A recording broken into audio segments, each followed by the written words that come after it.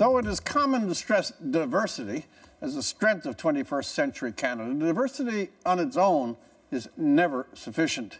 Diversity only becomes a civic virtue when the many differences, region, race, class, sex, of our national makeup are threaded by ideals and values that we hold in common.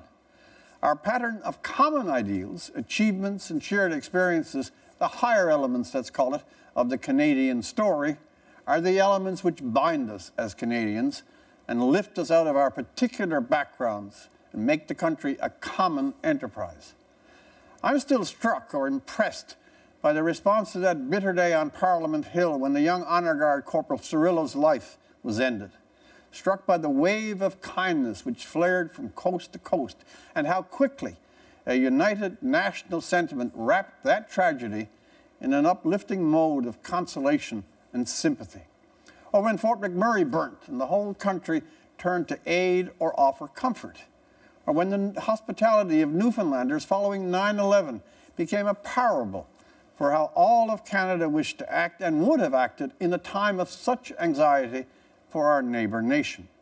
And now, in the days just past, a grievous shadow was cast on this year of our 150th anniversary as a nation when worshippers in a Quebec mosque were wounded and murdered. Whatever tangential responses there have been to this horror, whether ejecta of ugliness on Twitter or attempts to manipulate the tragedy for stupidly partisan mindsets, the predominant response, the Canadian one, has been first, human sympathy for lives lost and those who mourn them, families and loved ones, partnered by outraged shock that the even temper of the Canadian way has been so blistered by the actions of a killer. I think Canadians feel an honourable discomfort and a cold anger, too, that this event visited on people who have chosen to become our fellow citizens is so much a contradiction of what Canadians wish their country to be. There is an irony that adds depth to our sorrow over Quebec City, that some who came to Canada as a sanctuary haven from more patterned violence in their countries of origin, seeking shelter from violence, were heinously slaughtered at worship in our normally peaceful country. There is a sense of deep promise violated.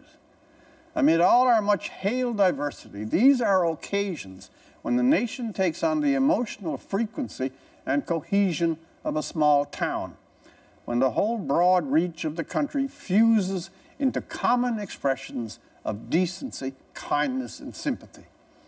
As this week it did.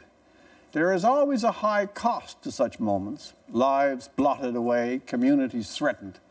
But in the profound surge of charity and fellow feeling that follows them, in our united and common response, wider and deeper than all our differences, we underwrite our ideals and voice the essence of our common civic life as Canadians. For The National, I'm Rex Murphy.